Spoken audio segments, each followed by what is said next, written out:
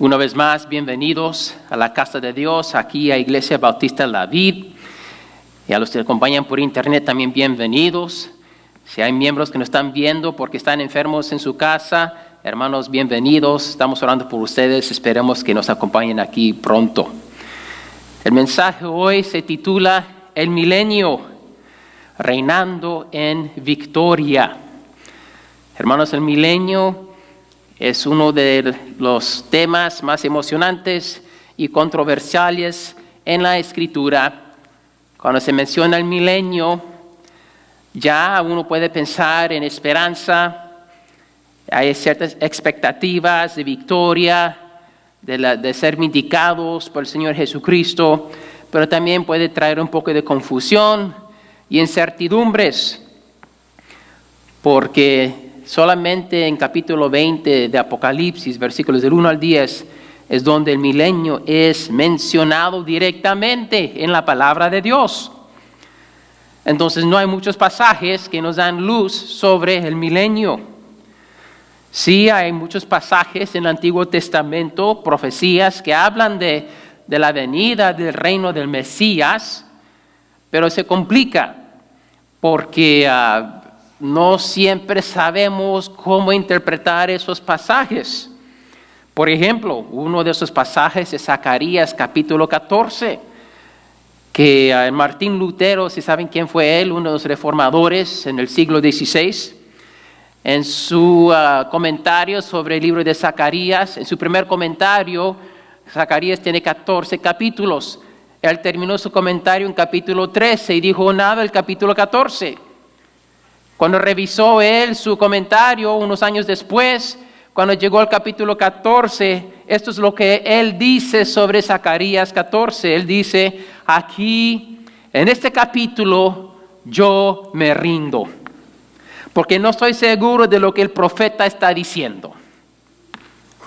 Se imagina que Martín Lutero, uno de los gigantes de la fe, empieza su comentario sobre Zacarías 14 de esa manera. Hermanos, hay muchas profecías que hablan de la venida del Mesías y su reino que va a establecer, qué va a suceder, cómo va a ser. Pero hermanos, teólogos y estudiosos, profesores y pastores han tratado de armar el milenio con todas esas profecías por más o casi 2000 años y no, ¿se imaginan? No se han puesto de acuerdo.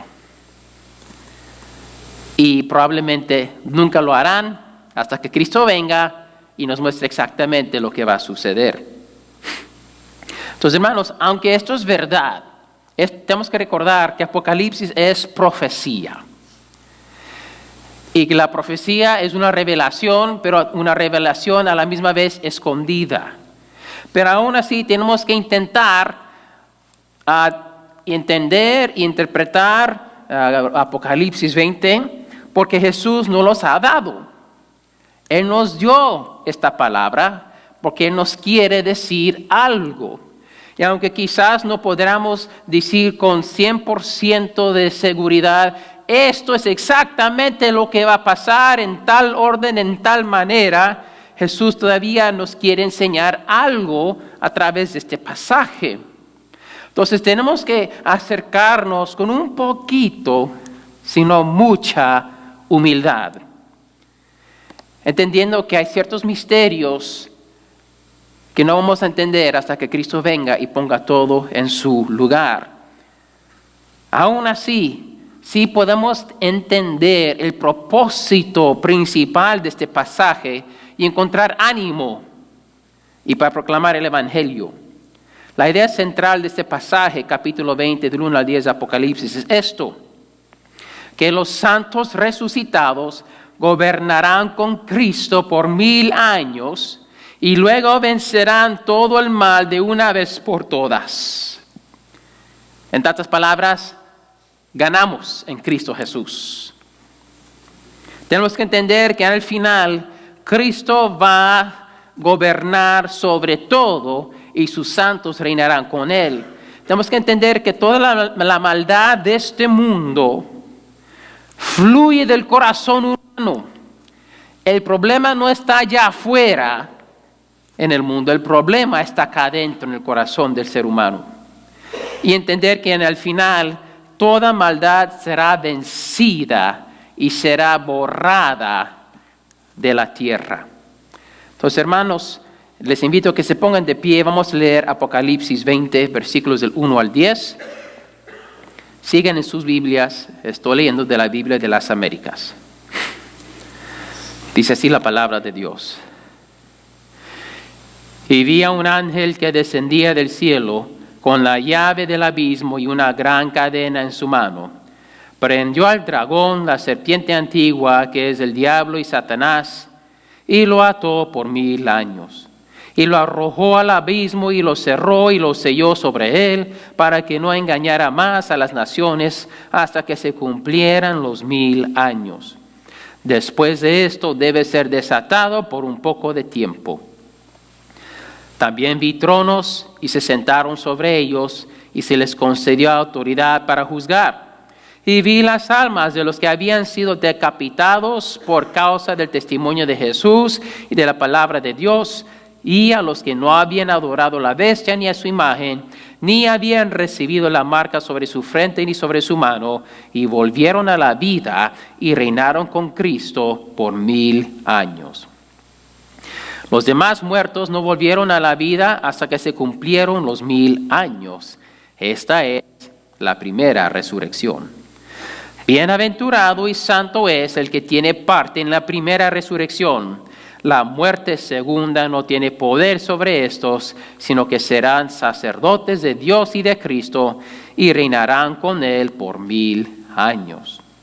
Cuando los 1000 años se cumplan, Satanás será soltado de su prisión y saldrá a engañar a las naciones que están en los 4 extremos de la tierra, a Gog y a Magog, a fin de reunirlas para la batalla. El número de ellas es como la arena del mar. Y subieron sobre la anchura de la tierra, rodearon el campamento de los santos y la ciudad amada, pero descendió fuego del cielo y los devoró. Y el diablo que los engañaba fue arrojado al lago de fuego y azufre, donde también están la bestia y el falso profeta, y serán atormentados día y noche por los siglos de los siglos. Amén. Que Dios bendiga la lectura de su palabra. Pueden tomar sus lugares.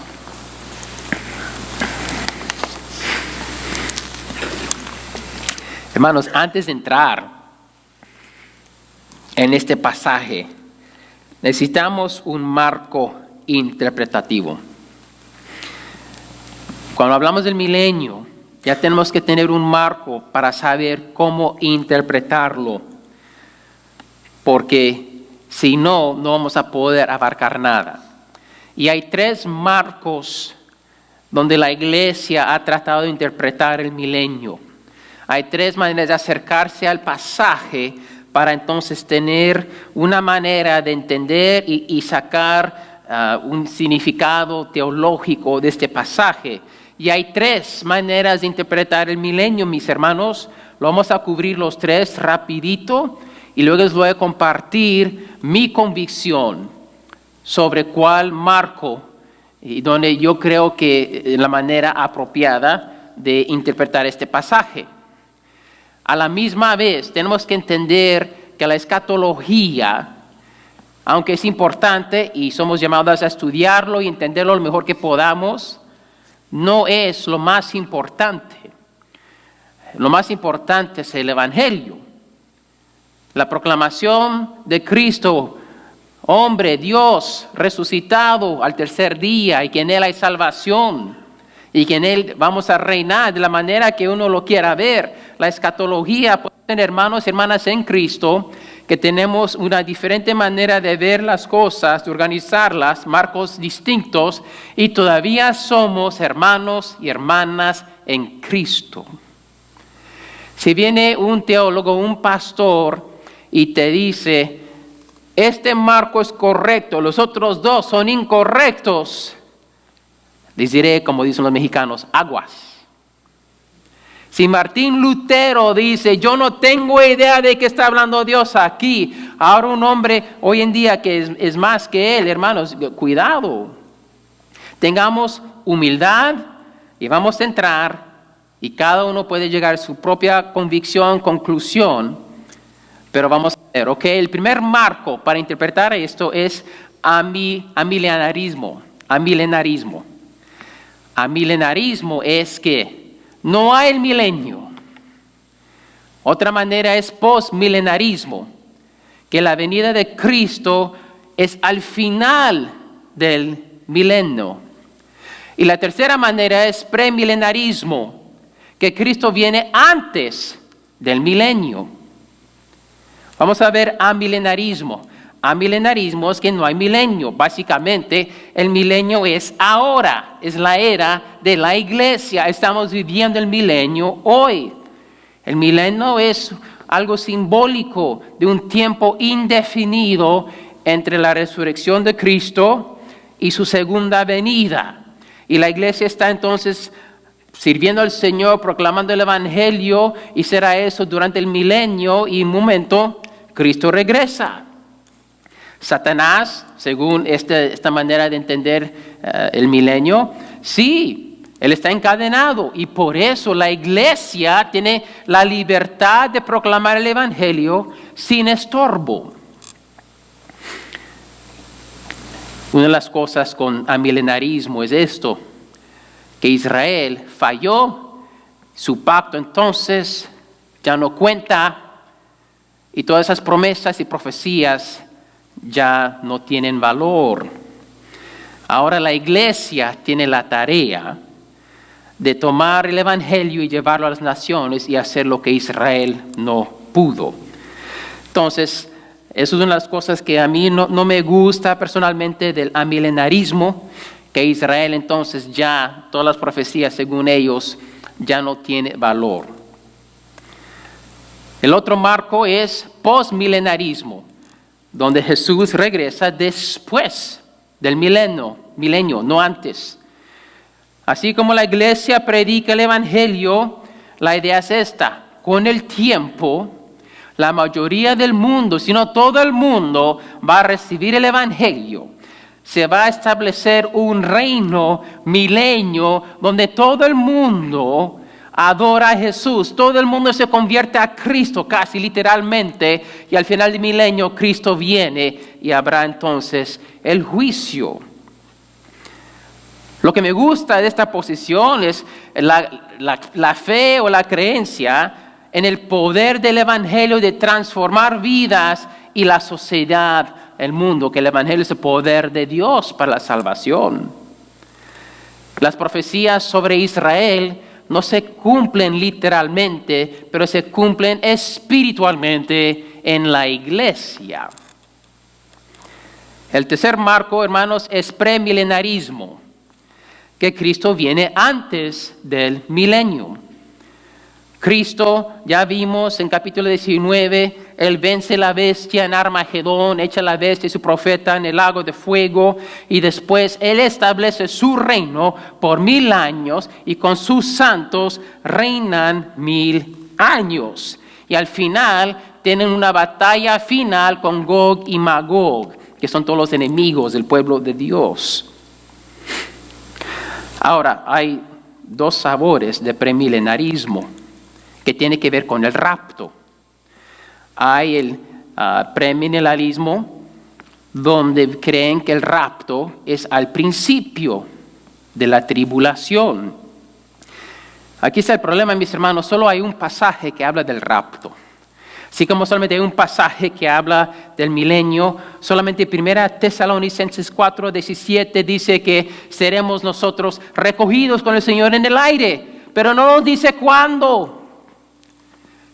Bueno, el premilenarismo histórico o clásico que la iglesia ha creído por la mayoría de la historia de la iglesia, cree que el rapto no es al principio de la tribulación, es al final.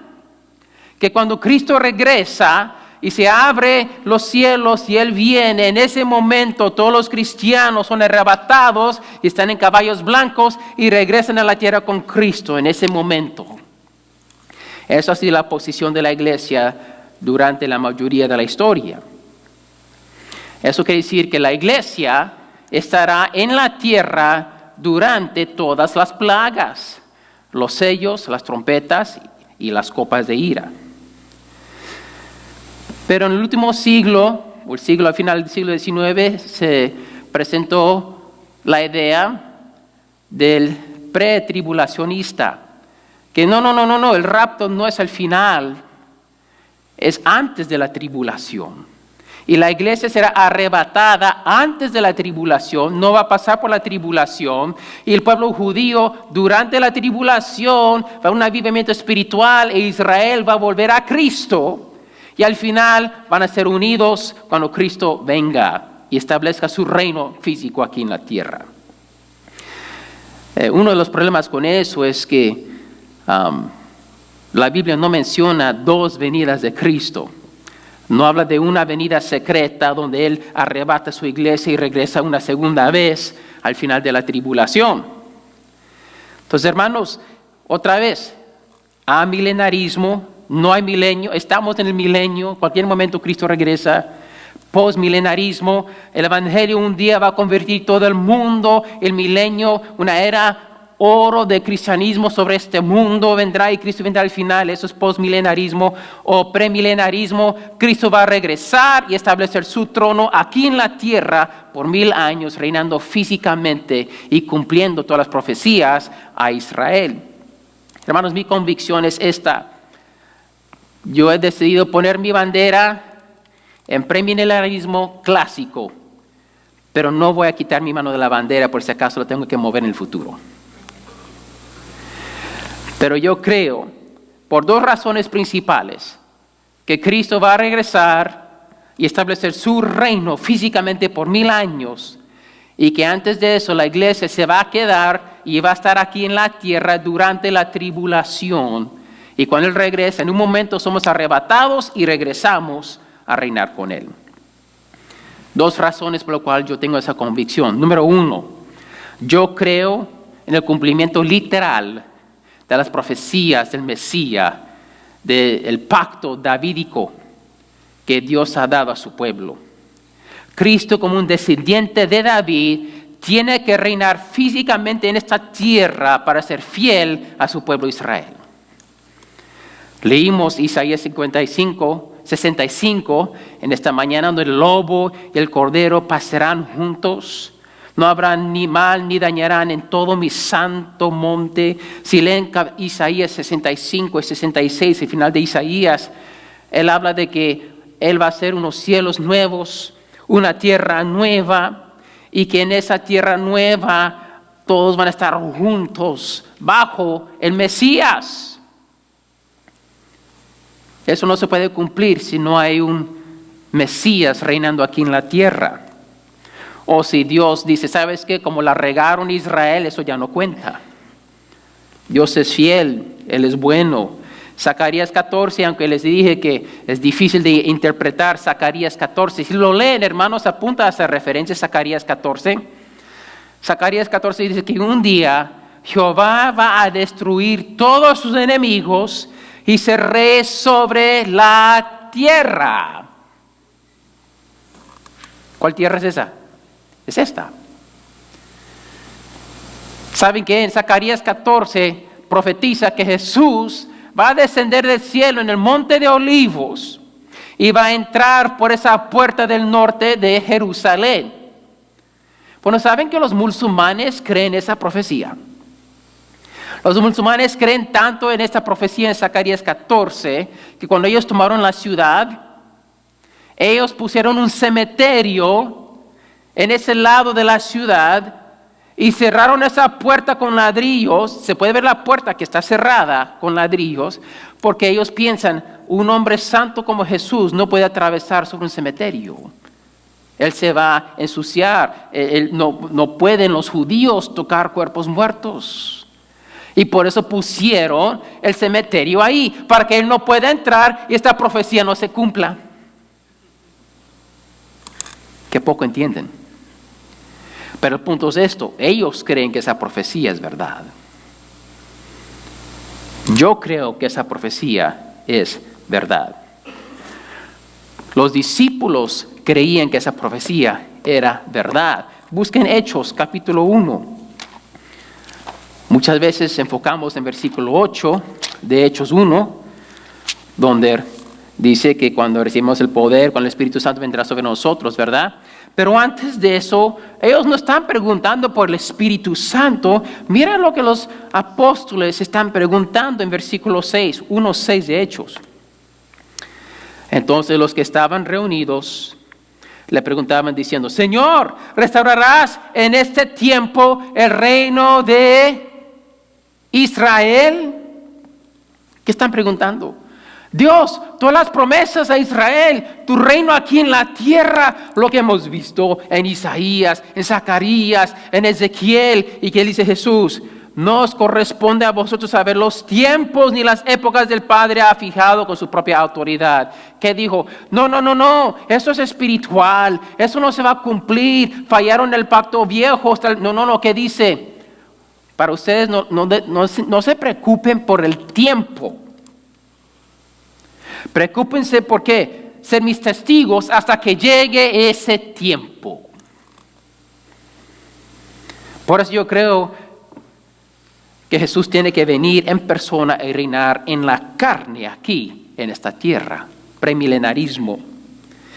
Pero también otra razón por la cual, hermanos, yo creo eso es esto. Hay una conexión fuerte entre Éxodo y Apocalipsis, entre Israel siendo esclavos de Egipto y la iglesia viviendo en el mundo bajo la bestia y Babilonia. No hay tiempo de hacerlo mucho, pero más un poquito de las comparaciones. En Éxodo vemos que tiene Dios el mismo propósito en Éxodo y Apocalipsis. Él quiere que su nombre sea conocido a las naciones y a su pueblo. Él se quiere manifestar para que vean su poder y su salvación y también su juicio. En Éxodo 7, cuando Dios ya llamó a Moisés, le dio las señales, va con Aarón, van a entrar a Faraón por la primera vez, dice en 7:5, y sabrán los egipcios que yo soy el Señor, cuando yo extienda mi mano sobre Egipto y saque de en medio de ellos a los hijos de Israel. Dios se va a dar a conocer a Egipto. ¿Y cómo lo hizo? Con plagas. ¿Y cómo se da a conocer Dios en Apocalipsis al mundo? ¿A través de qué? Plagas. La misma estrategia. En Egipto hay 10 plagas, en Apocalipsis hay 21. El número no concuerda, pastor. Sí, pero tenemos que entender eso, que en Egipto el número 10 era el número completo. ¿Y cuántas plagas mandó Dios? 10. Para Dios, ¿qué es el número completo? 7. Y cuando es 7, 3 veces, juicio completo y final. Y también tienen las mismas respuestas, mis hermanos. Los ancianos, Moisés los reúne y les muestra las señales que Dios le había dado antes. Él muestra que su vara se convierte en una serpiente, saca sus manos leprosa, la vuelve a esconder y ya está sana. Él bota agua y se convierte en sangre. Y cuando los judíos ven esto, responden con fe. Y dicen: Jehová nos ha visitado, y adoran a Dios. Cuando Faraón ve las plagas, ¿cómo responde Faraón? Con corazón duro. No cree. Él cree que sus dioses y él son más fuertes que Jehová. Bueno, ¿cómo responden los moradores de la tierra en Apocalipsis cuando ven las plagas? Saben que es de Dios, lo hemos visto. ¿Y qué hacen? Levantan la mano a Dios y lo maldicen. ¿Qué hace la iglesia? Responde en fe. Entonces, hermanos, podemos ver que Éxodo nos da luz para entender Apocalipsis. Ya les mencioné cuando vemos que está el mar de cristal enfrente del trono de Dios. Y vemos después que ahora se ve que hay fuego en ese mar de cristal y la pregunta es si los santos están parados sobre el mar o enseguida del mar. Esa misma palabra puede ser una de las dos. Y que les dije, yo creo que están parados enseguida del mar, porque cuando regresamos a Éxodo, cuando son salvos en el mar Rojo, no están parados en el mar, pero enseguida del mar y ven sus enemigos destruidos en el mar. Bueno, en el Apocalipsis veremos nuestros enemigos destruidos en el lago de fuego. No estaremos parados encima, pero enseguida de. ¿Por qué? Porque vemos en Éxodo, usando esa misma pensar, el pueblo de Dios, los israelitas, están en Egipto durante las plagas. Y no serán salvos hasta que Dios termine con las plagas y son sacados del pueblo de Egipto. Pero las plagas no son para los israelitas, son para los egipcios. Las plagas no es para traer sufrimiento a Israel, es para librarlos.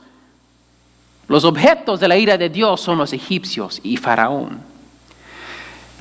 Hermanos, aquí otra vez, ¿cómo entender esto? Si uno lee Éxodo 7, 8, 9, 10 y sigue, se ve que Dios dice que el granizo cayó sobre los egipcios y no los israelitas. La oscuridad cayó sobre los egipcios, no los israelitas. Los teólogos están todos de acuerdo, por lo menos en esto, que la mayoría de las 10 plagas de Egipto era solamente para los egipcios. Tal vez con el Nilo convirtiéndose en sangre y las ranas también unos se fueron por el lado de los judíos. Pero yo creo, mis hermanos, que otra vez estas señales eran para qué? Librar a su pueblo. Y unos teólogos ya están de acuerdo que parece que ellos creen, y yo también, que Israel sufrió ninguna de esas 10 plagas.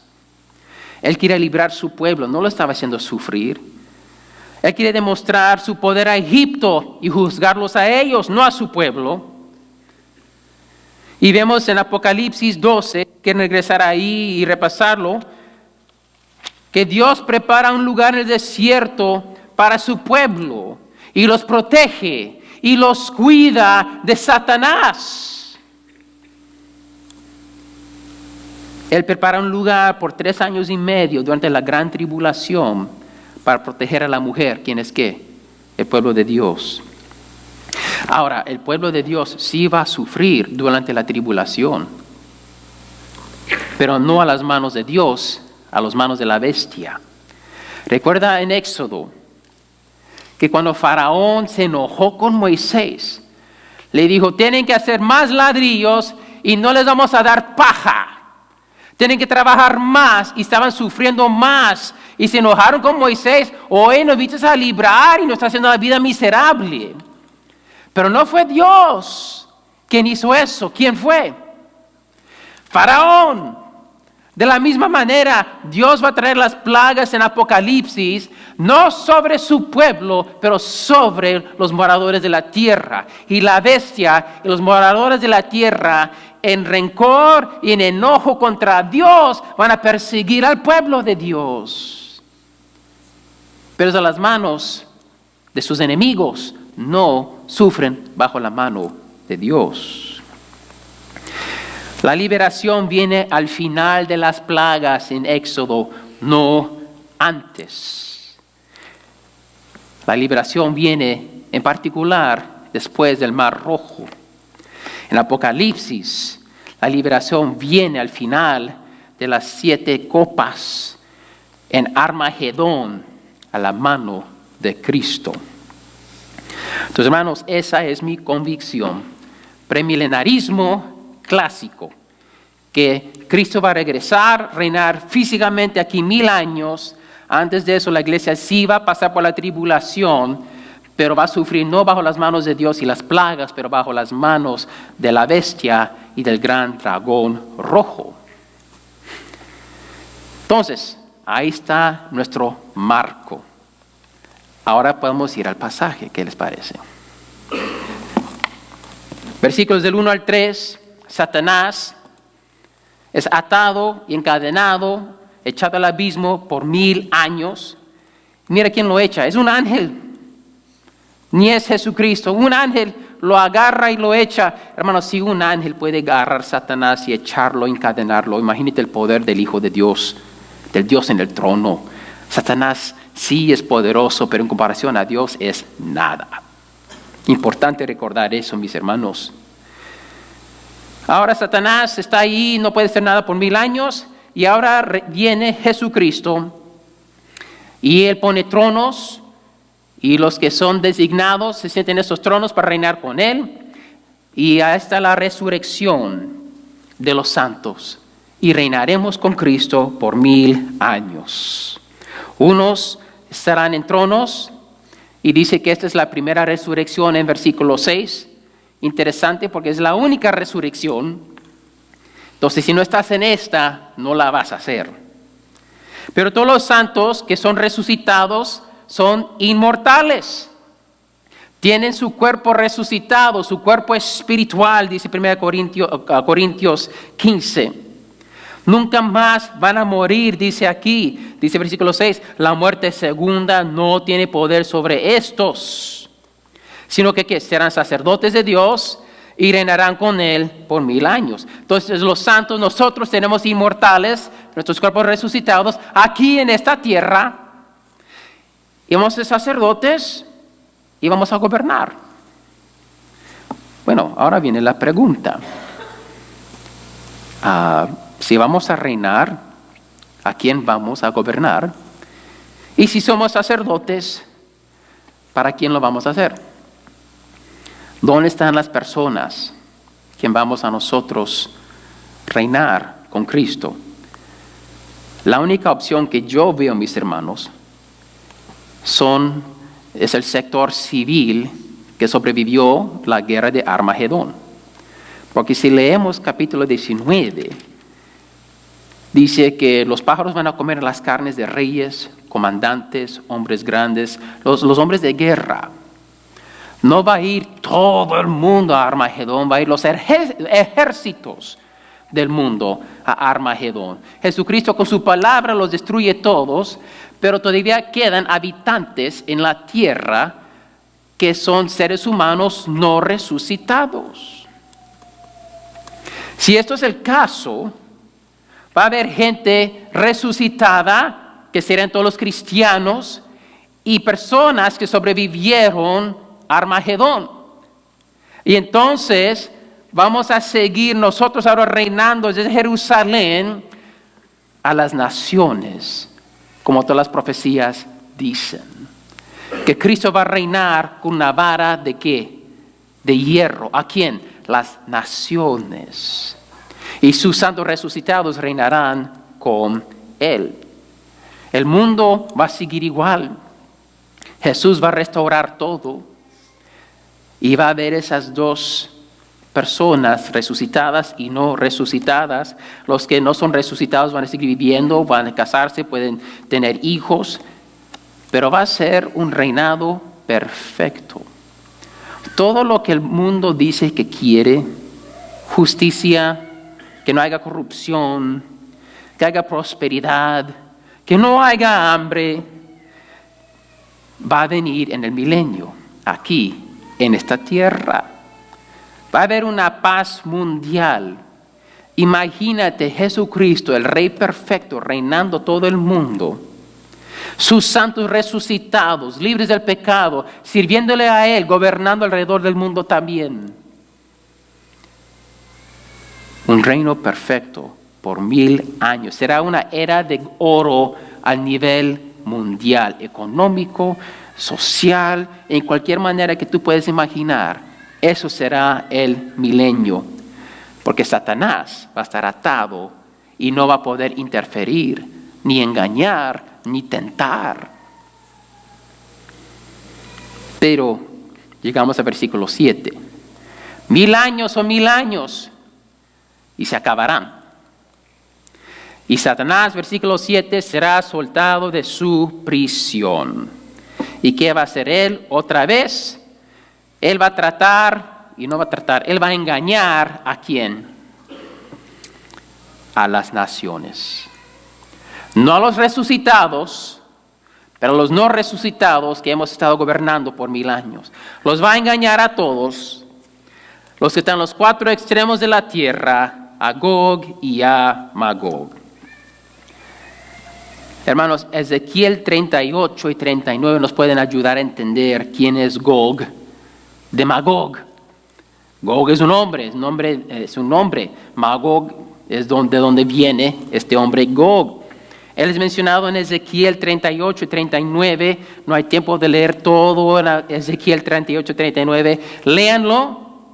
Muy interesante, así como Zacarías 14, Isaías 65 o 66. Pero se le voy a decir el resumen. En Ezequiel 38 dice que Israel está viviendo en aldeas y ciudades sin paredes, no tienen rejas en las ventanas, no tienen seguros en las puertas, porque todo está perfecto, no hay ninguna posibilidad de violencia, de robo. ¿Sabes qué? Suena como el milenio. Todo perfecto, todos seguros.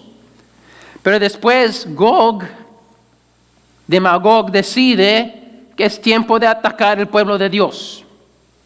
Entonces dice la palabra de Dios en Ezequiel 38, 15, vendrás, Gog, de tu lugar, de las partes remotas del norte, tú y mucha gente contigo, todos montados a caballo, una gran multitud y poderoso ejército, y subirás contra mi pueblo Israel como una nube para cubrir la tierra. Sucederá en los postreros días que te traeré contra mi tierra, para que las naciones me conozcan cuando yo sea santificado por medio de ti ante sus ojos, oh Gog. Varias cosas aquí. Pero primero, los peores enemigos de Israel siempre venían del norte. Y del norte vino Asiria, que destruyó por completo Israel. Y luego vino Babilonia, que destruyó Judá y destruyó el templo en Jerusalén. Entonces, cuando dice que viene del norte en las profecías, ya no es solamente algo geográfico, es algo teológico también, diciendo que los que vienen del norte son los peores enemigos del pueblo de Dios. En Ezequiel 38, 39, Gog viene del norte y él trae todas las naciones del mundo contra Israel. Eso es Ezequiel, pero suena mucho como aquí Apocalipsis 20, ¿no? Pero Dios defenderá a su pueblo. Va a destruir a Gog, todo el ejército, para hacer su nombre conocido a todas las naciones y a su pueblo. Y es interesante que Dios dice que Él traerá a Gog contra su propia tierra. Dios está en control de todo el proceso. En ningún momento sucede algo que Dios no ha planeado. Regresando a Apocalipsis, Satanás engaña y Gog y a Magog, todo el mundo literalmente como una nube viene sobre Jerusalén y el campamento de los santos y quieren hacer guerra. Los mortales contra los inmortales. Pero bueno, todo termina rapidito, mis hermanos, porque en versículo 9... Y subieron sobre la anchura de la tierra, rodearon el campamento de los santos y la ciudad amada, que es Jerusalén. Pero descendió fuego del cielo y los devoró. ¡Pum! Se acabó. En inglés es anticlimactic. Entonces todos los mortales, ahora destruidos, Satanás arrojado al lago de fuego, donde están sus 2 amigos ya 1000 años. La bestia y el profeta falso. Bueno, hermanos, ese es el pasaje que aprendemos. Primero, esto nos ayuda a contestar esa pregunta de la maldad en el mundo. Muchos han hecho la pregunta, y es buena pregunta, si Dios es bueno, si Dios es amor, si Dios es santo y Dios nos quiere, ¿por qué permite Dios maldad en el mundo? Bueno, yo creo que una de las respuestas es esta. Dios permite que la maldad siga para demostrarnos nuestra necesidad de salvación y su necesidad de juicio.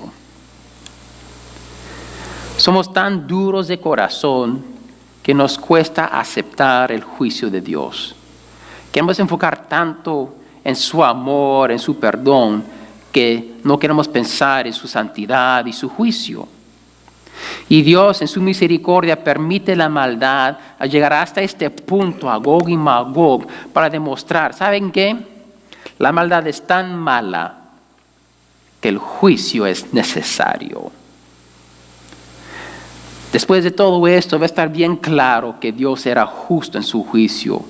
Él no tiene que permitir esto, todo lo que Él hace es justo, pero misericordia nos deja ver. Y otra lección muy relacionada con esa, aún en un mundo perfecto, que será el tiempo del milenio, los hombres son depravados y necesitan salvación, y si no son salvos merecen el juicio. Imagínate, experimentando un milenio, 1000 años, de un reino perfecto, lo que ahorita casi ni nos podemos imaginar. Y en la primera oportunidad se rebelan contra el rey. Lado bondad, prosperidad, paz, seguridad, todo lo que el hombre puede desear y necesitar, regalado, ahí está. Y viene Satanás, no, vamos a echar a Jesús. Y todos dicen, sí. ¿Se imaginan? ¡Qué horrible! Vemos que el problema del mundo no está allá afuera, está acá adentro en el pecho de cada hombre y cada mujer que mora en esta tierra. Es el corazón duro que rechaza a Dios, que quiere ser su propio Dios y prefieren adorar a Satanás y a la bestia que el Dios verdadero y su Hijo eterno. Aun cuando el hombre experimenta su bondad, la bondad de Dios, el hombre rechaza a Dios.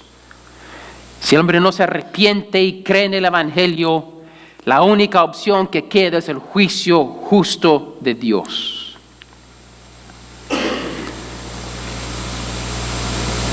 Otra lección. Dios cumple con toda su palabra, con cada profecía, con cada promesa. Hermanos, y como cristianos está bien, nos gusta enfocar en las promesas bonitas, buenas. Y debemos. Pero también hay promesas negativas. Y cuidado, hay juicio. Y cuidado, van a rendir cuentas.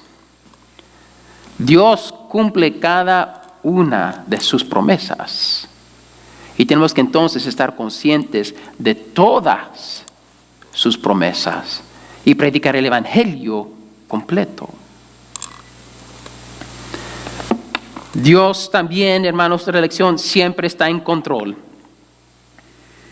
No importa lo que está pasando en el mundo, lo que ha permitido en tu vida, Dios usa todo para cumplir su voluntad. Hasta usa a Satanás, usa a Gog, usa a la bestia, usa a los hombres pecadores. ¿Para qué? Demostrar su nombre, hacerse a Él conocer, a su pueblo y a las naciones. Dios usa todo. Todo está bajo su control. Desde su perspectiva, a veces parece que este país está fuera de control. Mi país natal está fuera de control. No. De nuestra perspectiva humana, quizás sí. Pero Dios está usando todo para hacer su nombre a ser conocido. Pero otra lección, hermanos, nuestro tiempo de reinar, de gobernar con Cristo, va a llegar. Va a llegar.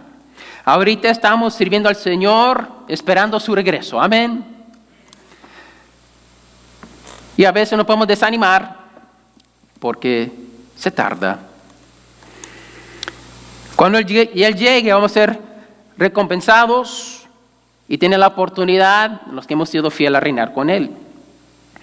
Me hace pensar Mateo 25, la parábola de los talentos, que un amo se... Bueno, lo voy a leer. Dice, porque el reino de los cielos es como un hombre que al emprender un viaje llamó a sus siervos y les encomendó sus bienes. Y a uno le dio 5 talentos, a otro 2 y a otro 1, y a cada uno conforme su capacidad, y se fue de viaje. Después de mucho tiempo, vino el Señor de aquellos siervos y arregló cuentas con ellos. Y hermanos, Jesús se fue.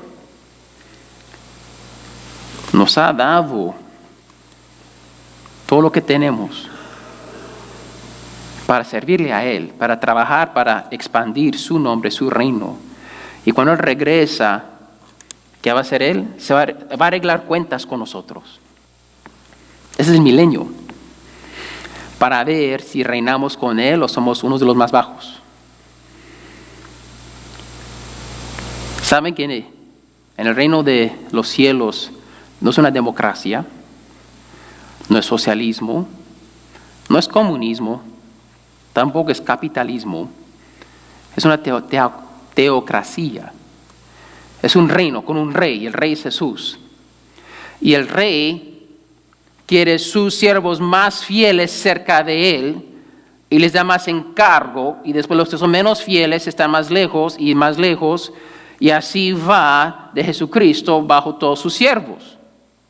Ay, pastor, ¿es así? Bueno, ¿qué hizo Jesús con sus discípulos? Él tenía 12, mentiras, tenía 100. Los 12 eran sus líderes y a través de ellos les daba encargos, ellos manejaban el ministerio de Jesús. Tenía 12 que mandó, después tenía 72 que mandó y después había 120 que lo estaban esperando cuando vino el Espíritu Santo. Habían 100 hombres y mujeres. La pregunta es, ¿cómo estás esperando la venida de Cristo Jesús? ¿Qué estás haciendo con lo que Dios te ha dado? ¿Estás trabajando o estás perdiendo el tiempo? Estaba platicando con unos esta mañana y yo he hecho la misma cosa cuando era más joven. Cuando los padres dejan a los adolescentes en casa, ya tienen más edad, y dejan una lista de cosas de hacer. Limpien su cuarto, limpien la cocina, haga eso, saca la basura, y okay. Y cuando regresemos queremos que todo esté listo. Se van en la mañana, ¿y qué hacen los jóvenes? Sacan el PlayStation, el Xbox, miran películas, van a comprar a la tiendita unos snacks, se acuestan, se pasa todo el día y de repente escuchan la camioneta del papá y en 2 minutos limpian todo. ¿Saben de lo que estoy hablando? Yo he hecho eso en el pasado, lo confieso. Quizás ustedes tienen hijos, saben de lo que estoy hablando. Y de una forma se puede decir, bueno, cumplieron. Regresó el papá y la mamá. Bueno, pues sí, lo hicieron. Qué buenos hijos. Pero hermanos, así no funcionan las cosas en el reino de Dios. No podemos hacer algo al último momento y esperar galardón. Tenemos que empezar a pensar más como un músico o un deportista. Con un músico, tiene un concierto, un recital en 6 meses. Esos 6 meses tiene que practicar cada día. Perseverar, sudar, llorar, seguir practicando para prepararse para ese recital, que no, está muy lejos. Si tú quieres levantar un violín, una trompeta el día antes del recital, no te voy a venir a ver. Va a ser un desastre. Deporte igual. Imagínate tu deporte, tu equipo favorito. No practican y van al juego. ¿Qué van a esperar? Que ganen. No. Esa es la vida cristiana. Cristo regresa y se va a arreglar cuentas con nosotros. La pregunta es, ¿qué estamos haciendo entre ahora y ese día que Él regresa. Y cuando Él regresa, va a encontrar nuestros corazones en orden, nuestras familias en orden, nuestra iglesia en orden. ¿Qué tanto tiempo se requiere para tener un matrimonio sólido? Se puede hacer de un día al otro. Para criar hijos en los caminos de Dios, se hace así rapidito. Para purificar tu corazón delante de Dios, ¿tú crees que un día al otro le pedí perdón a Dios, todo está bien? ¿Y qué de tu crecimiento espiritual? ¿Qué de la santificación? Sí, la sangre de Cristo nos limpia, nos perdona, nos justifica. Pero también el fundamento es el Cristo, es el Evangelio, dice el apóstol Pablo en 1 Corintios. Ahora, ¿qué vas a edificar? ¿Qué vas a hacer para tu Dios?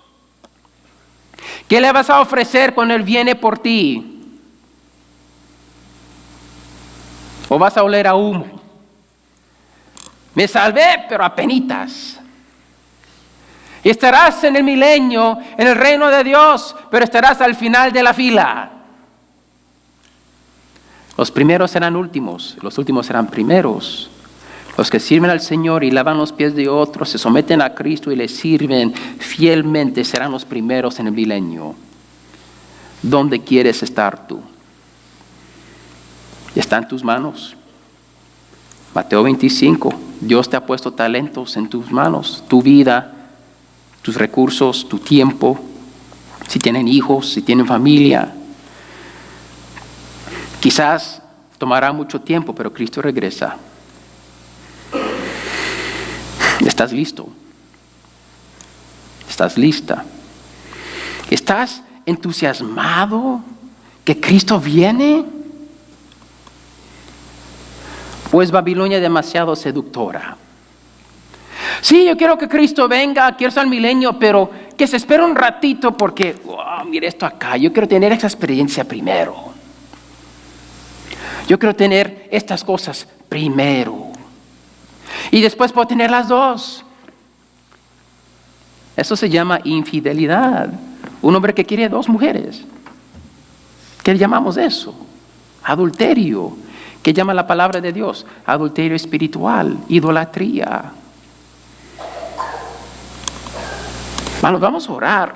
Que tengamos un corazón enamorado con Cristo. Vivimos en el mundo, pero no somos de este mundo. Cristo viene. Va a estar en el milenio, vamos a reinar con Él. ¿Qué puede ser más importante que eso?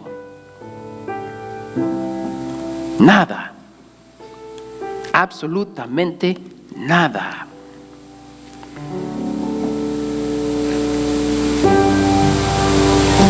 Jesús vino a Galilea proclamando el Evangelio de Dios, diciendo: el tiempo se ha cumplido y el reino de Dios se ha acercado. Arrepentíos y creed en el Evangelio. Si estás escuchando este mensaje y no te has arrepentido y no has creído en el Evangelio, arréglate con Dios hoy. No esperes. No mueras en Armagedón. Y si sobrevives de eso, eventualmente vas a morir sin Cristo. Viene el gran trono blanco, viene el lago de fuego, viene el juicio de Dios. Pero hoy tenemos la gracia de Dios. Hoy tenemos el perdón de Dios en Cristo Jesús. Hoy tenemos la oportunidad de usar nuestras vidas para honrarle al Rey y recibir recompensa. Si tú quieres recibir a Cristo, aquí te espero. Si estás escuchando este mensaje en el internet, mándanos un mensaje. Te queremos ayudar. Cristiano, amemos a Cristo más que cualquier otra cosa. Mi hermano, mi hermana, no se olviden hacia dónde vamos. Cobremos ánimo. Ofrezcamos nuestras vidas a Cristo hoy. un día a la vez. No es emocionante, no hay mucho entusiasmo levantándose y otra vez perseverar para Cristo. Sí, es difícil a veces. Pero por eso tenemos Apocalipsis 20, para recordar hacia dónde vamos y cobrar ánimo y fe para ser fiel un día más. Les invito a que se pongan de pie. El altar está abierto si quieren orar aquí con Dios. Si quieren orar conmigo, yo estaré aquí también esperando.